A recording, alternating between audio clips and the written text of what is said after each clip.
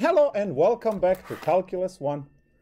We are going to take a look at the idea of the limit, see what it is, how it works, and then we'll define it later in a chapter. So, first of all, limits compute y value of the function. That's the most basic idea that you can have of a limit. It computes the y value of the function. That's the answer for the limit. So, here in blood, limit computes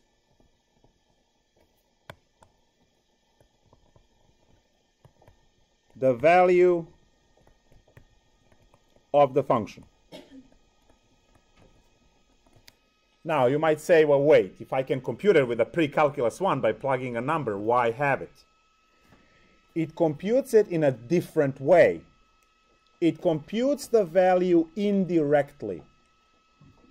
It actually computes infinitely many points around the point of interest and then infers the answer. That's what limit does.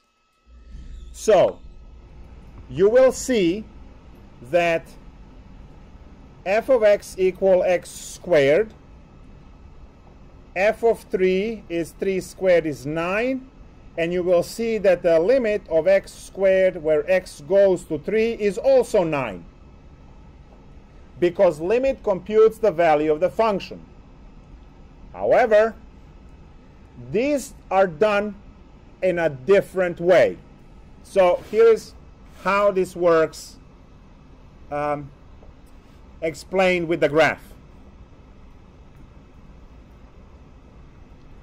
What you have here is number 3 gives the output 9, and you just have this as a 0.39, and that's the end of the story. This 3 went up, hit the graph, bounced off immediately to the y-axis and produced a value. This is your pre-calculus. It's like playing a pool, all right? You hit the white, right? It goes and it hits the other one, and the other one does something.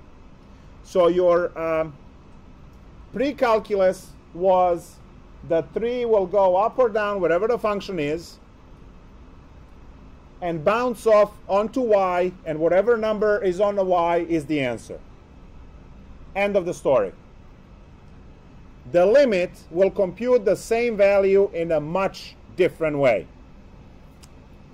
We observe this part here, which reads x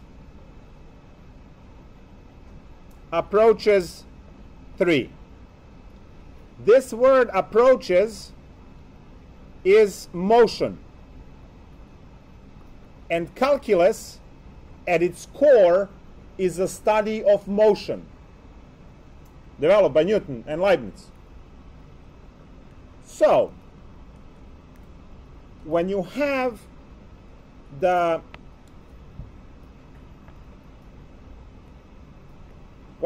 this situation, we need to incorporate motion into this. So let's see how calculus computes the value using idea that I just mentioned. So here we have the, let's say it's right here.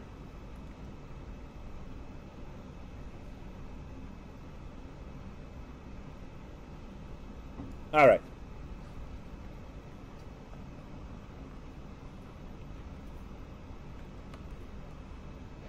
Now is the time to observe and understand and put the pens and pencils down and stare at the screen until this is clear. You will have time to write everything. X approaches 3. We know where x-axis is. I can approach 3 from left.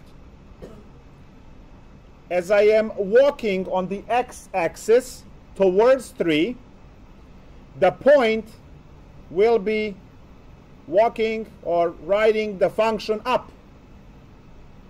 Do we all see that?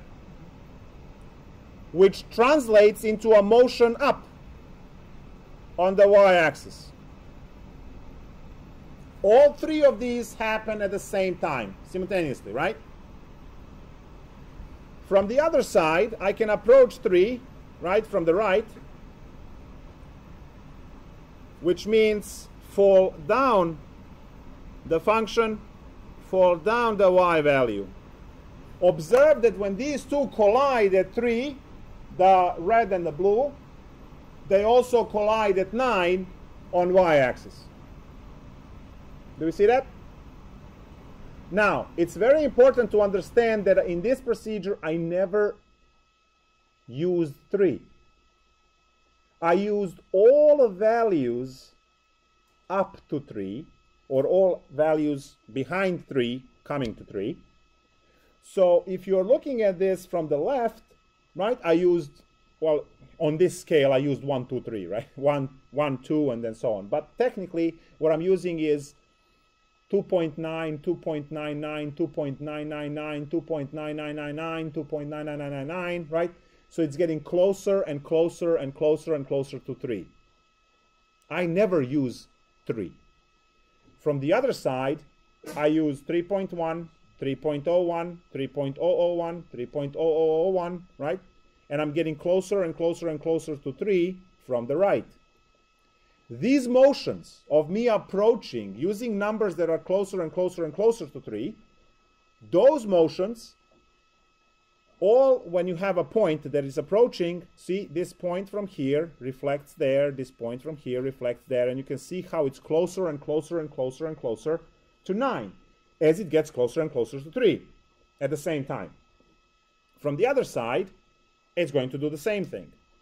So what happens is we say x approaches 3, approaches from both sides, and then you see that both of these motions point towards 9. So this was the graphical understanding of how you get that the limit of x squared is 9. Observe that I never said 3 times 3 is 9 on the limit. I did say 3 times 3 is 9 in the pre-calculus, right, on the left side. That's that calculation. The limit calculation is computing the values from this chart now. So here is the chart. We are looking for the limit at 3, and we are going to compute 2.9, 2.99, 2.999. So you see that these values are getting closer and closer and closer to 3. You are 10 cents off, then you are 1 cent away from it, then you are 0.1 cent away from 3, and so on. On the other side, you will be 3.1, which is 10 cents away, 3.01, which is 1 cent away, 3.0001, which is 0.1 cent away from 3. Now you take your calculators and cell phones and whatever abacus you use, and you compute these values. You will see that the trend of the numbers from both sides is pointing towards 9. Who's computing this stuff? What is the 2.9 squared?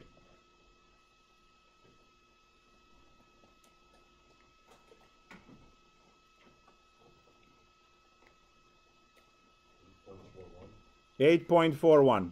Perfect. What is 2.99 squared?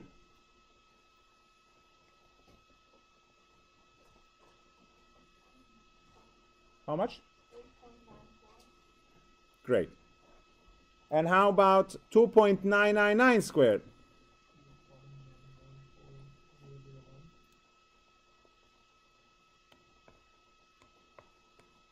8.99?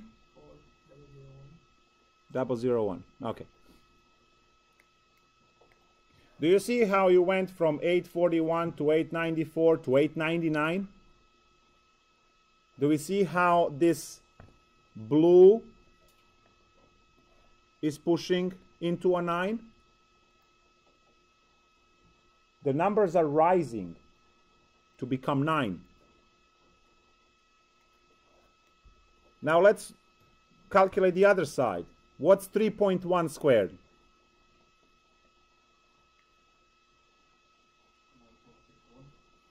9.61. Thank you. Then 3.01 squared.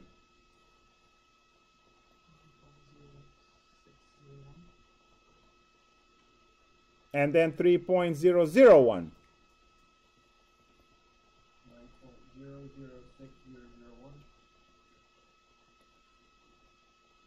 So you see there used to be 9.6, then 9.06, then 9.006, right? So you see how from this side it falls into 9.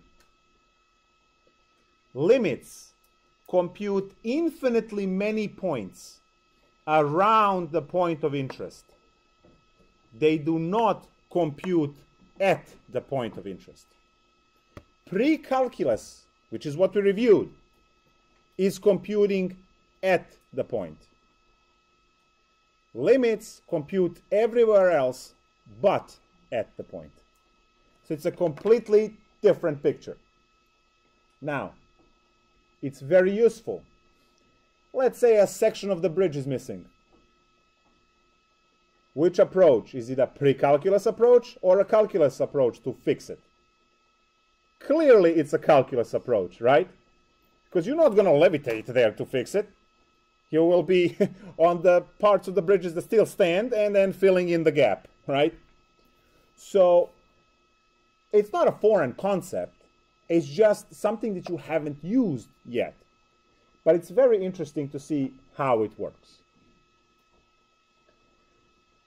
So we have this idea that you approach from the left, you approach from the right, and it converges into a same y value, and that's a y value we said already. In a nutshell, limit computes the y value of the function. That's what it does.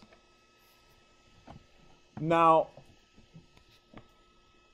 limits are much more powerful than the pre-calculus calculations, because you might have a function that it's missing a value, the open circle on the graph.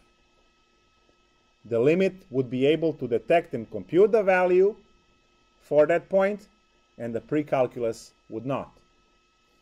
So limits are more powerful than pre-calculus approach to computing functions.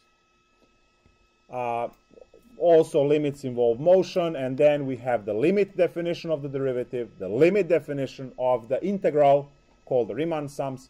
So there is a lot of use for the limit, but when you start learning the first chunk, it's computing the limit, and its purpose is to compute the y value of the function.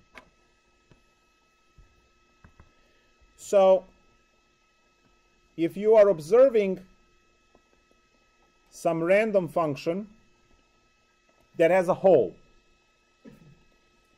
this is number 5, and this is f of x. You would have to say, using the pre-calc, I spell calculus with K's, deal with that,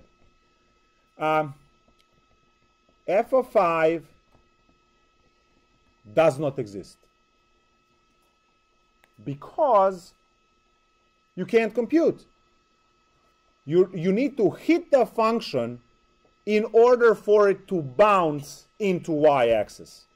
Because there is no function there, when you shoot the beam of light, let's say, straight up, it has nothing to bounce off of to hit the y-axis. So pre-calculus cannot compute the value. The limit of f of x as x goes to 5 is clearly 2. Calculus computes it just fine. Because remember what calculus did. calculus said, give me all these values, give me all these values, that's all of these guys, and that's all of those. Actually, let me just curve this function a different way so it's not confusing. Whee! There we go. So when you look at this, right, it approaches the function from the left, from the right, and you see that they meet at 2. So even if the function value does not exist, calculus is able to detect the answer and say, if it existed, it would be 2. Unfortunately, it doesn't. Now, this idea creates a little bit of a problem where you have to be careful, and that is if the function is piecewise and defined in a way that you are not used to, where you might have a function like this, and the value over here offset.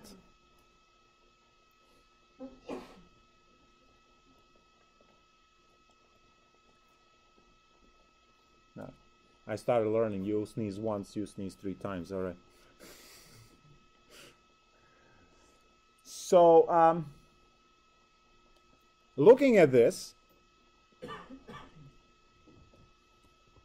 f of 5 is 4. And limit of f of x as x goes to 5 is 2.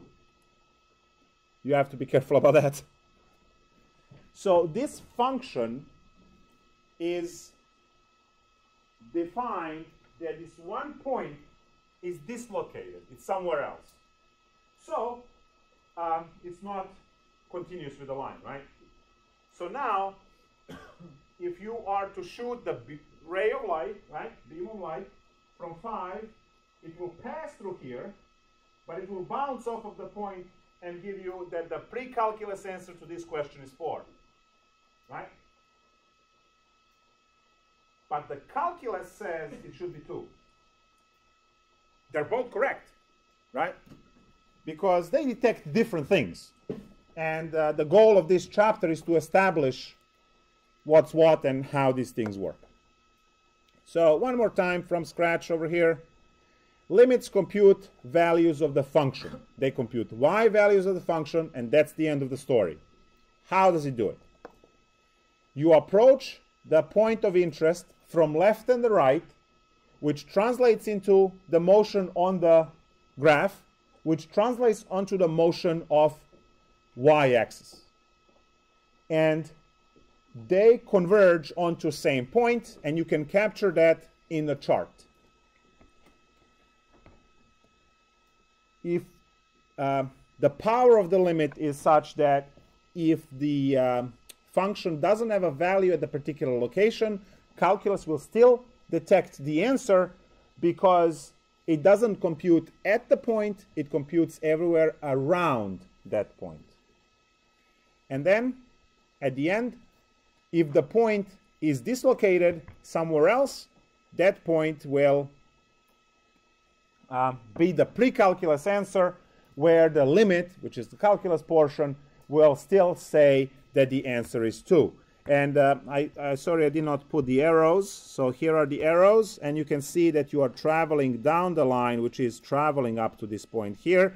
And then when you approach on the right, you're going up the function, right, which goes up the y-axis, and that's why the answer is 2. Are we all 100% clear what's going on? Yes? Is it 2 going to be a real number, or is this a calculus way of calculating the number? You will say the value of the function at 5 is 4, the limit of the function at 5 is 2. It is a real answer. It's not 2i, right? It is 2. So it is a real answer. Now, the limit computes the value of the function, but then we have these, oh, you'll see one more example, something with infinity, obviously, and you will see what happens there. So you can literally break it into the pre-calculus and the calculus part, right? sometimes pre-calculus part is not present, right? Which is this example. Good. It's time to talk about one-sided limits.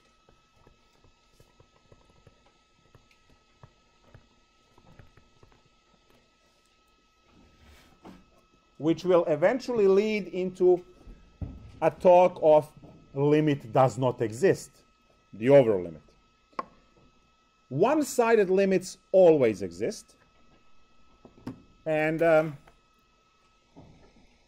when we start now talking about one-sided limits, we understand that there is approach from the left and approach from the right. So that's what one-sided means. You approach from one side only. So, if you have a function, let's say square root of x,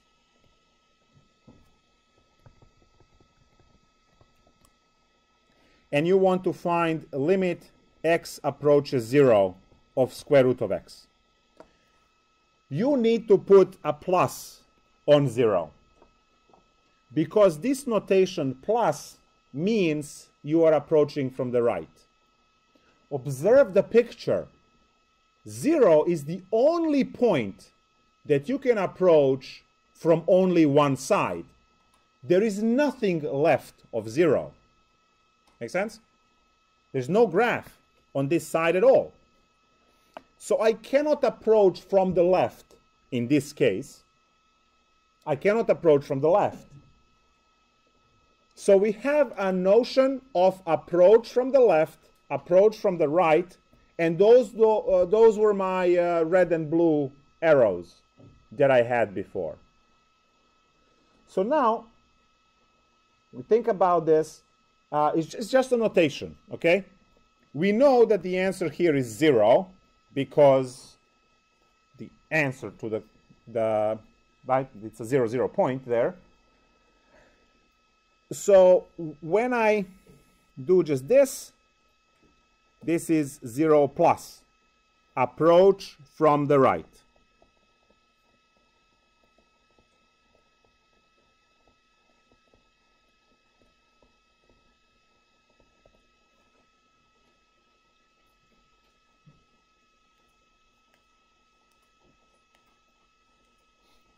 Similarly, you will have a situation for approach from the left, which is going to be a minus notation on the number. So now, what I'm going to do is going to write here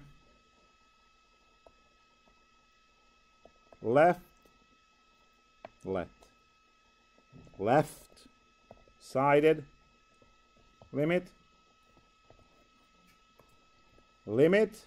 of f of x, x goes to a minus.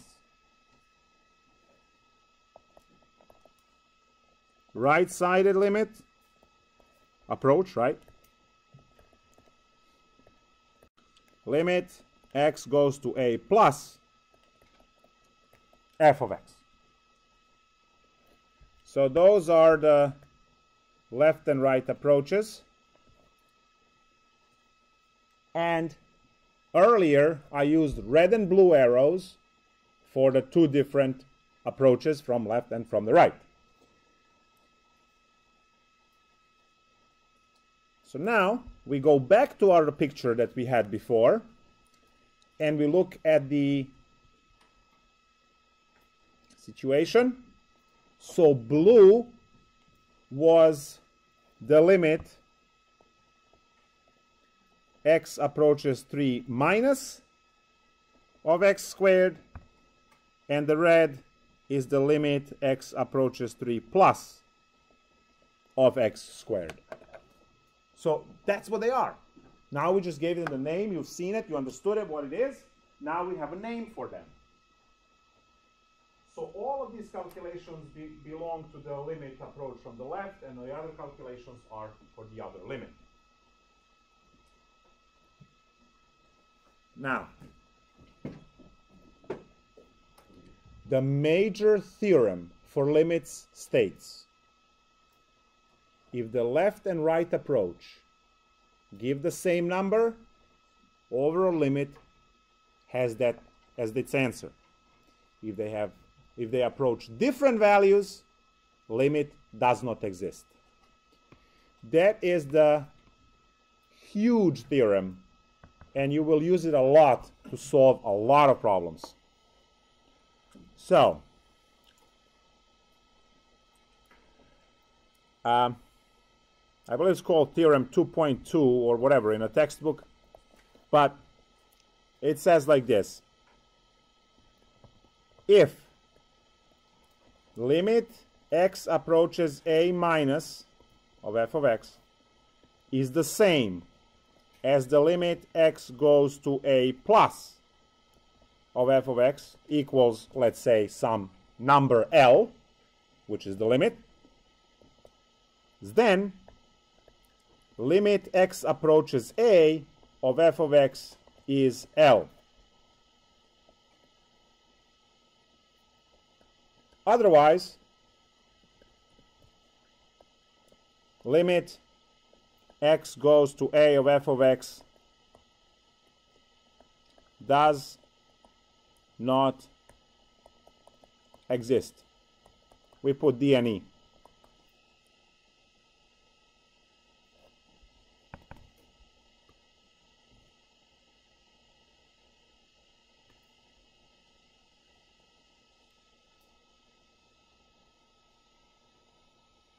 This is huge.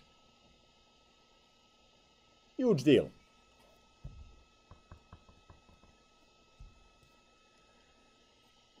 If the limits match,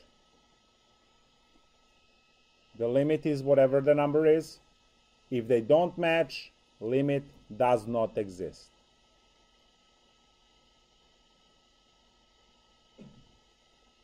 We end like 3, 4 o'clock, right? No, it's Saturday, nothing going on. 7 o'clock.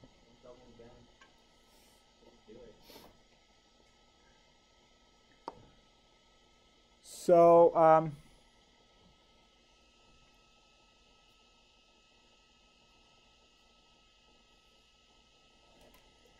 we observe a function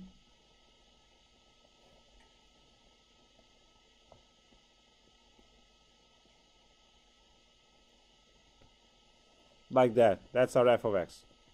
Is it a function? Sure, it's a function. It passes vertical line test everywhere. It's a function. It's f of x. It's not continuous function. We'll see that in 2.6. But it's a function. And I'm interested at the limit at 3. All right, so let's look at limit at 3. So limit x approaches 3 minus from the left. What do we get?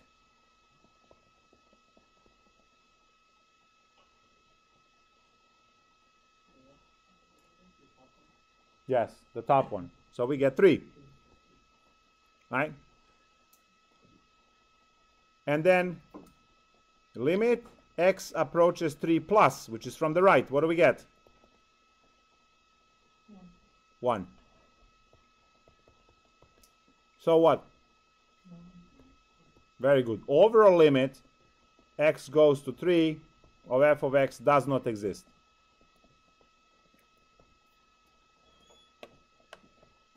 So we use the theorem. Guys, we use the theorem. The function can be trig, can be log, can be e, can be anything else. You can have any function there. It's not what function you have. The question is, did you learn the theorem which says that if the left and right limits agree, the overall limit is that number. If they don't agree, it doesn't exist. That's calculus, right? Now I can put any function there, give you the formula or not, give you the picture or a chart, whatever it is. It's the theorem above that solves the problem. That's what solves the problem. This is why you must learn theorems in this class. That's what solves calculus problems. And you will see that some calculus problems are solved by writing a paragraph of text. Not all addition, subtraction, and manipulating things. Sometimes you draw a picture and you just write a conclusion. Sometimes you sit and you compute stuff. In this case, we used our eyes to look. That's how we solved this problem. We stared at it, right? We said, oh, from the left, and you counted 1, 2, 3, and you have the answer. I never added or subtracted in this problem at all, right? The reason why I'm able to solve this problem is I know this, and I can count. So those were the two things that I needed for this problem. I said, all right, from the left, so that's this guy, ends there, ends at this elevation, it's 3. Approach from the right, I'm going down, that's this guy, so it's 1 and 3. I know, I learned the theorem, 3 is not the same as 1, so since these guys are different, it's the overall limit does not exist. One-sided limits always exist, always. You might want to write it down, or you might not, I don't know. One-sided limits always exist. Overall limit depends on that theorem. If the one-sided limits are the same, that's the limit. If they're different, no limit. You have a question? Yeah. Why exactly? Could be a dumb question. No dumb Why question. exactly, like, Every question is important. what's that? X approaching from the left. Yes, this is the left approach. Yeah. So that's this. Right. So as you approach from the left, you are traveling here So why couldn't that be 1? because this is where it ends, Okay. right? So this one goes, and stops. And that's the elevation on which it ended. Yeah. So for this part of the function, the value at 3 is 3. For this part of the function, the value of 3 is 1. Okay. Right? That's how it goes. Now, can anyone tell me what's happening at 6? Same function. What's happening at 6?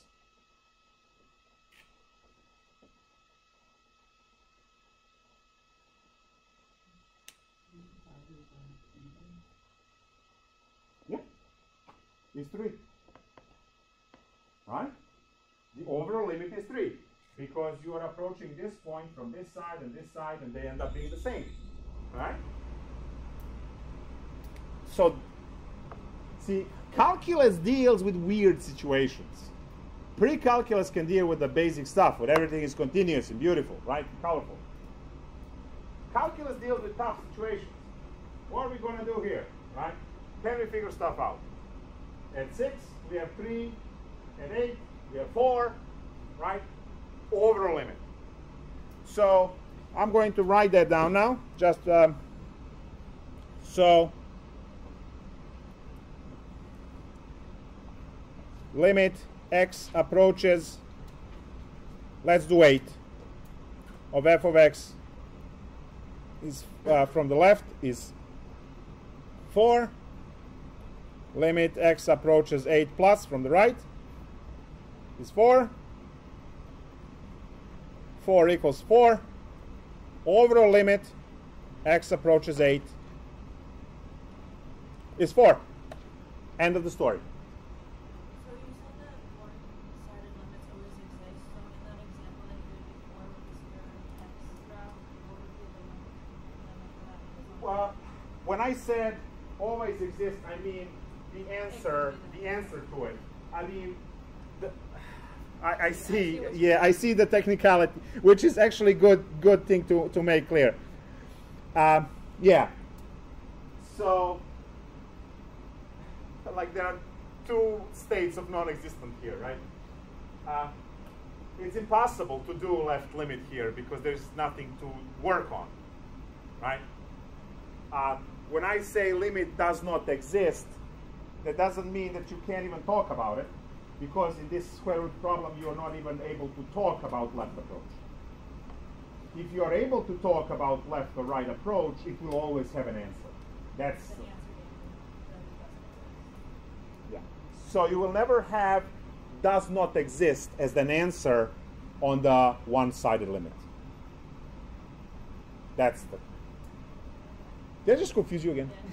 Yeah. The hell? What is the one-sided limit for that graph? You only have the right approach, and the answer was 0.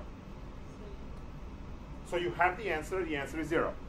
Actually, this is guys, here's what this can never happen.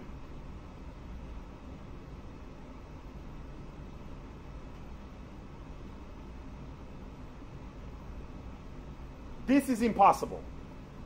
You cannot have this answer if you have plus or minus there. Okay? That's what I'm trying to say. Right? That's what I'm trying to say. So if it's just both approaching the overall limit, then you can have that. But if you put plus or minus there, it can't happen. So the limit for that would just be 0 because you only have... Yes. Mm-hmm. Yeah.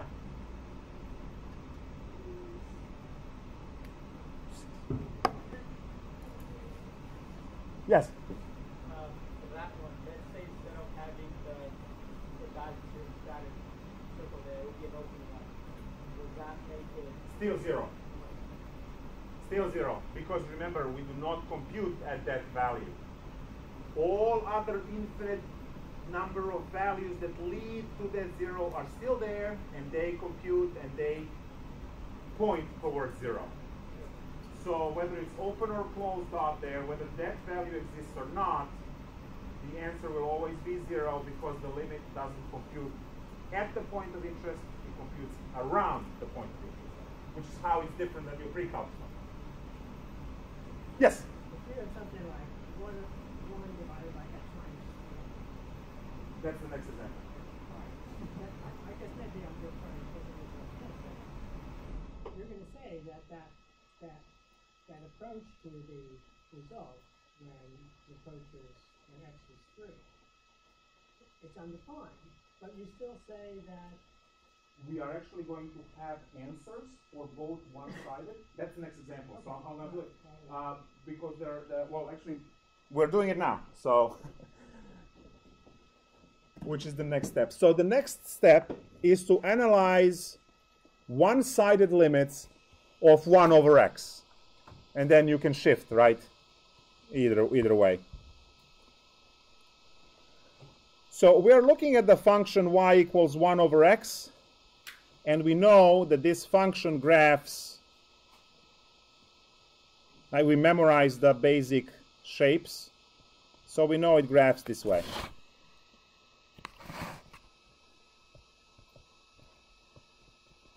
You are expected to know this. 1 over x shape in calculus class, you are expected, if someone shakes you out of bed at 4:15 and asks you to graph this, quick graph, punch, and right back to sleep. So you need to know these basic functions. Now, what is the limit of 1 over x as x approaches 0 minus from the left? What is the answer? Negative infinity. You are looking for y value answer. And the y value answer is negative infinity because this part of the graph will continuously fall into negative infinity forever and ever and ever and ever. So as you approach from the left, which is the red arrow going into 0, you are on y-axis, the graph shoots towards negative infinity. The next natural question is, what is the limit as x goes to 0 plus of 1 over x? And the answer to that one is positive infinity. So you are looking at the blue approach, which is the blue approach, right? And that shoots to positive infinity in the answer. Positive infinity and negative infinity on one-dimensional plane are two different infinities. So by the theorem we just wrote, limit does not exist. You bump this one dimension higher, those two converge to the same point, and then it is. But it is a lot more cool stuff coming up. So, by the theorem, limit x goes to 0 of 1 over x does not exist because negative infinity different than positive infinity. Does this answer the question fully? I don't This- think it does. But not that you, I think you get this because you know where it goes. Mm-hmm. You know why it's important. You said before, this is a huge deal.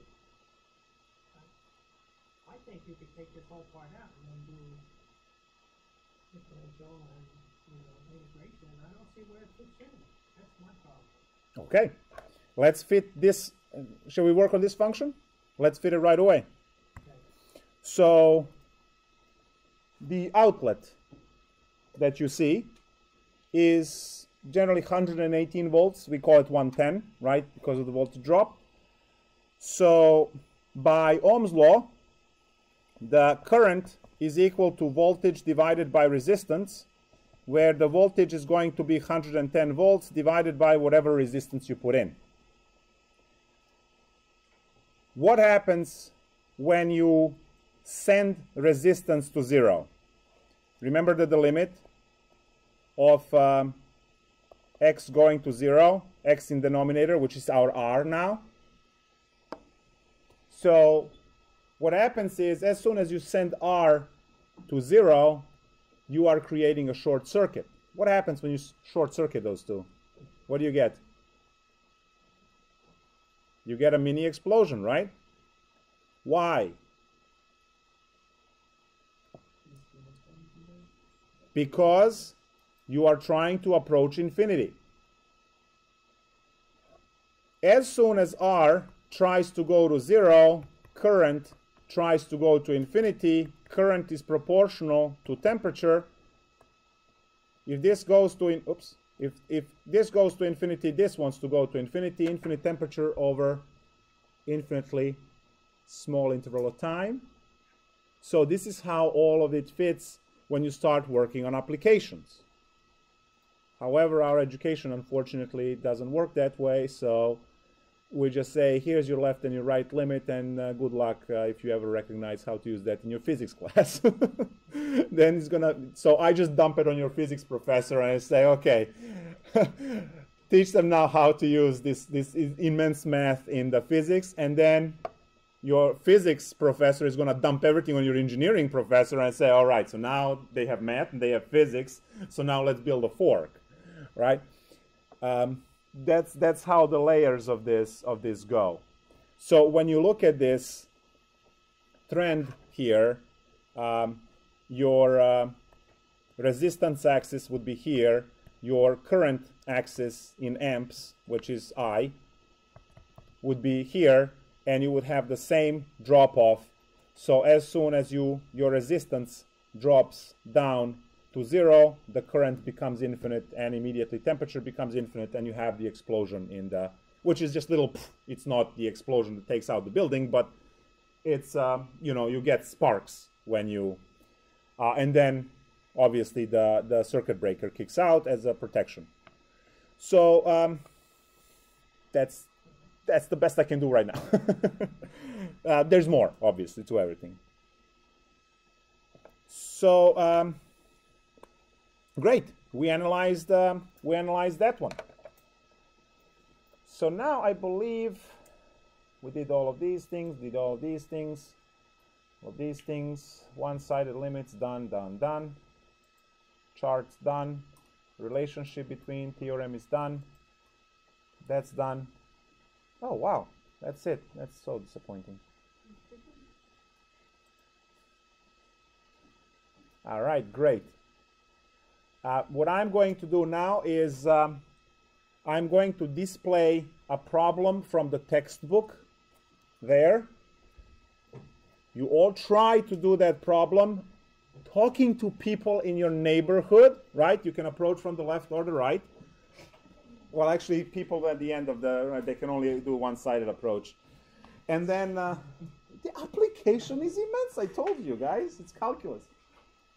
And I will draw this on the tablet, and then we'll catch up together. 22. Have fun. So A through I.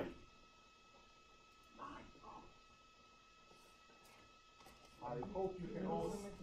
I unfortunately can't zoom. That's the. Wow. Yeah. In all of their infinite wisdom, they did all of these great things with this, and it can't zoom. And that magnifying glass there is actually search. It's not magnification. If you need to go closer, just go closer. It's in dual Chrome, right? You can't screenshot it and then zoom in. Screenshotting. I never thought of that. No, Control Plus will only increase this and this. It will not increase the content of the page. Here, Control Plus. That was the first thing I tried. See? Doesn't do anything. Try Control Scroll Wheel. Control Scroll Wheel. No, it does the same thing. And none of these things are actually to magnify what's there. So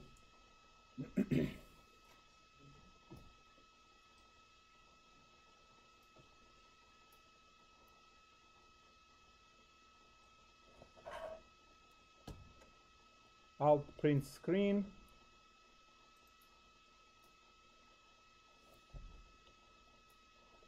Paint. Control V. You're God.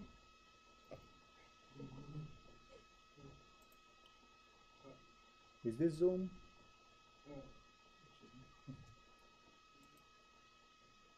Well, I can't show everything then. Is there a zooming in little by little, or maybe? Oh, there it is, 200%. Awesome. 100. Yeah, it only has 100 and 200. What the hell? You can't win with these things. Hmm? Can I? Well, if you can just scroll up and let us copy that down real quick, and then you can. Yeah, but that involves me doing work. F11?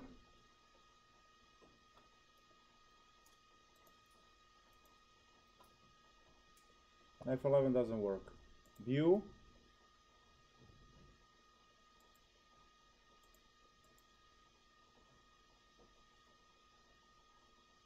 The hell? Full screen.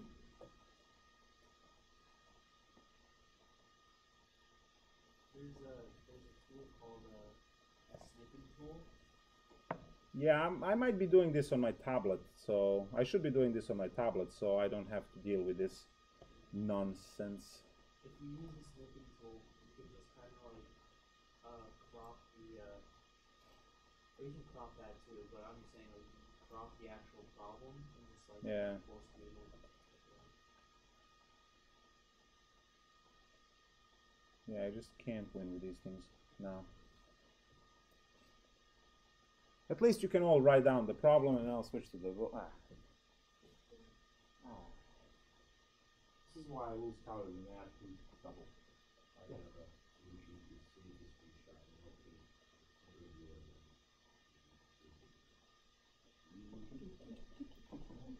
which is even more work.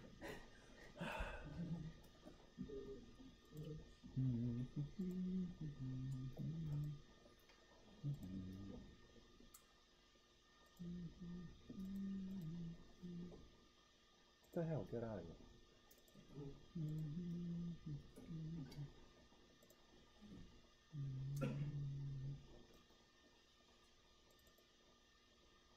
Where did you go? Document? Pictures?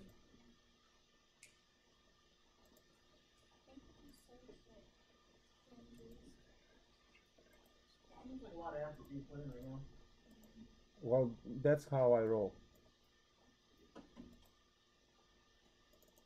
Or we can kick it real old school and just write the other stuff on the board. I don't like old school.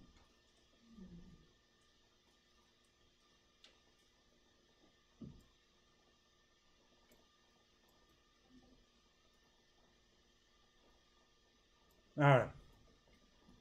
This is why you work in groups.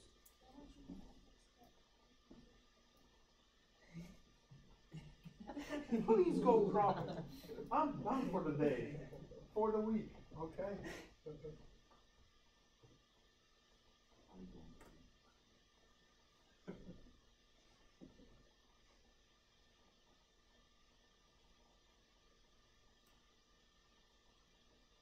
Are we done? No.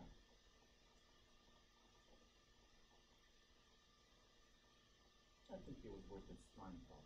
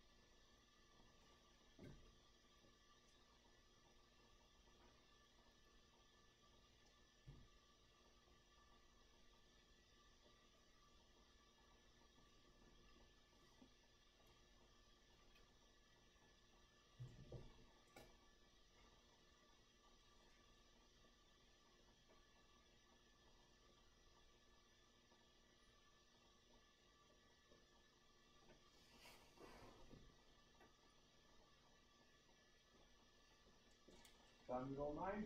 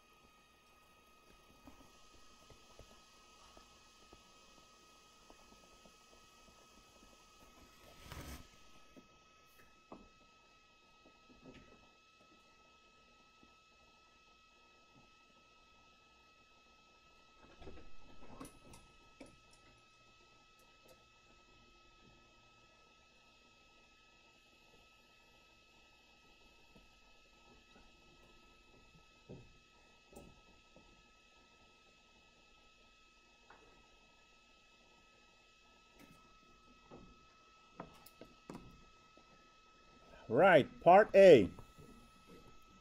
How much is g of 2? This is actually function g of x, all of this. How much? 3. Very good. It's 3 because that's where the closed dot is, right? You see the open dot and the closed dot. The filled in dot, the closed dot, the filled in dot is where the functional value is. So it's 3. Part B says limit at g of x, x approaches 2 minus 2. Part C is the limit x approaches 2 plus 3. And then part D is the overall limit. Very good. Does not exist because 3 and 2 are not the same value. Nice. All right, part E. G of 3 is 2. Part F is the limit from the left. What do we get? 3. Okay. And part G is limit from the right.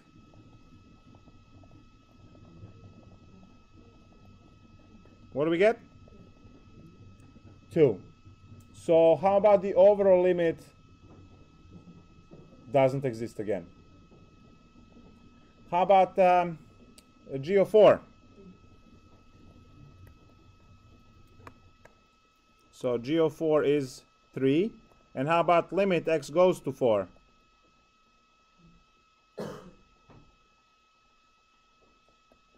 Is also 3. So that's the overall limit.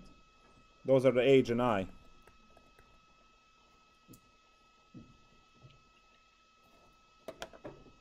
Are you ready for the $1 million question that it's not a calculus question? Since you're so good with calculus, you know all this stuff, right? Easy. Let's do the pre-calculus stuff, which is tough. What's g of x? Give me the formula for g of x.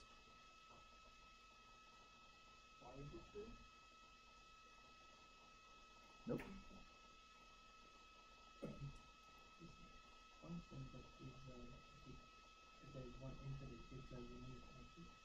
It is a function, yes. We know. It said it's function g of x. I want to know the formula for this. Yes? How big? 3 parts. Okay, so let's start building that. So apparently g of x is going to have 3 parts. So what are the parts? First one is equal to x. Okay. You said x. Where are you from? Kind of France. Kind of? What do you mean kind of France? Is it a France or it's not a France? There is interior and exterior point.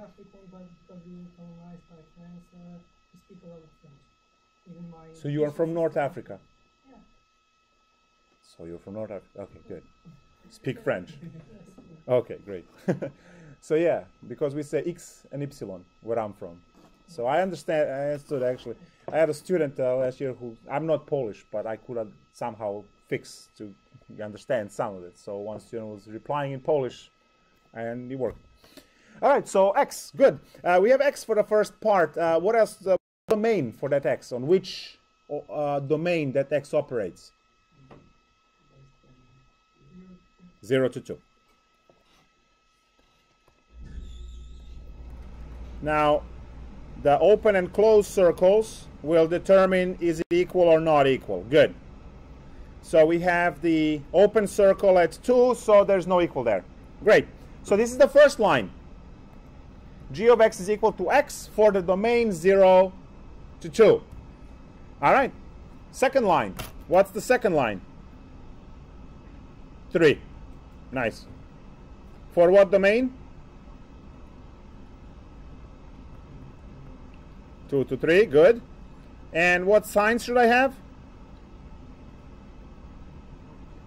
Okay. Again, closed circle means you put equal, open circle, you don't put equal. Nice. And the toughest part is what? It looks like a parabola, right? So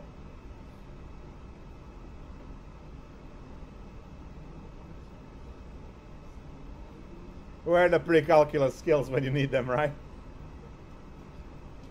I mean, I can help you a little bit, but does anyone know how to do it? Doesn't it not end though? Or does it end? Well, it will. The domain is what will end it. These things is what chops it and ends it. But we need this first, which will have x squared and stuff. Does anyone remember the standard form for parabola?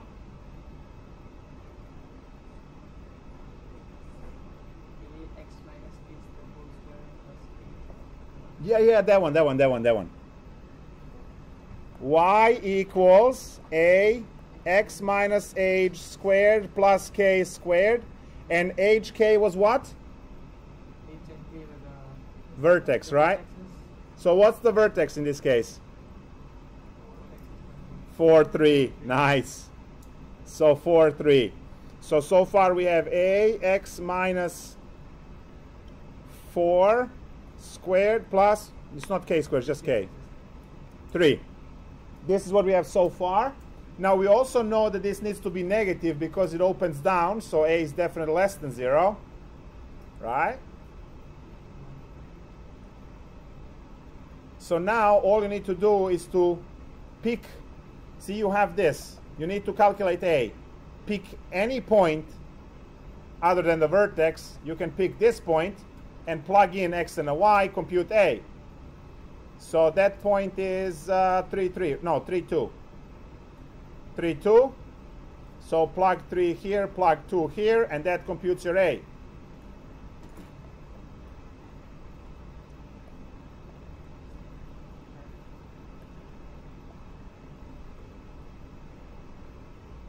So it seems to be negative 1, x minus 4 squared plus 3, FOIL, change signs because of the negative, add 3,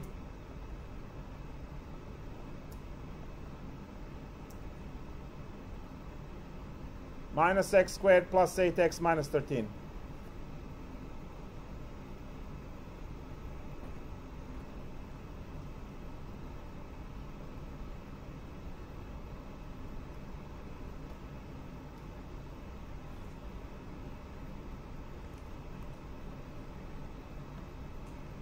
That's how the function looks like by looking at the graph. The cool thing is that you did the whole calculus problem without knowing what the function was. You used your eyes and your knowledge, and you look at the picture, and you were able to answer all 9 parts. Now, what do you do if on exam this is given? Right? This is given. And those questions. Can you graph it? Exactly, you can't graph it today, but you will be able to graph it next week because you will practice. You will enjoy these things. You have all day today, tomorrow, next week, right? What else are you going to do? This is fun. Half of the classroom is going, hell no. It's not fun. So, I mean, there's a way to beat that. Just say, every morning you wake up, you say, I love calculus. I love calculus. I love calculus. 3 to 10 times, depending on the severity of your case. Eventually, you will start believing the lie. And then, even further down the line, you're going to start living the lie. It's amazing. You can achieve anything. The brain is so easy to trick. Great. Something else? Oh, actually, we're almost done, right? Oh, somebody said something about 7 o'clock. Yeah, let's do it. Who didn't hear anything like that? You didn't hear it? Yeah, I did, actually. And I'm just going to go get a burger and I'm going to come back and we can go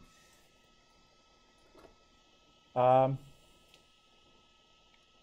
The next question that, I mean, these two questions, we're not going to do them now, but you should consider them for homework. They're in a textbook. You see the graphs. So just the text spicier than what you had, but still same concepts. So you can use those to practice on your own at home if you get stuck. Now, MyMathLab will have, guys, problems in MyMathLab and the problems in a textbook have the same problem statements. They have different functions and different numbers. One of the things that I didn't tell you about the MyMathLab homework, the online homework, is that if you answer the same question 2 or 3 times wrong, it tells you how to solve the problem and then changes the problem slightly. The thing generates problems, right? So you can be sitting there and actually learning how to do things because not memorizing the problem, but you answer it wrong, it tells you what is wrong, it generates a similar problem, asks you to try it again. And you keep going, you keep going, you keep going. It's an extremely powerful tool to learn. So homework problems in a book, homework problems in the online thing have same statements. The online problems will actually have slightly different functions and slightly different numbers for every individual student. So you will have 3 tangent x, you will have 4 tangent x, right? That's how they start. If something with tangent needs to happen. But then if it's any trig function, here's the cosecant, here's the tangent, here's the negative sign, right? So that's how it goes. It is really powerful tool. So consider, at least try to the temporary access, and then make sure if you like it to purchase it before your homework dies. Because as soon as temporary access is over, all of the scores for homework are zeroed out. And that will be bad. Cool. Okay, so that's the end of this lecture. Now, what else do I have? Let me just say bye to everybody.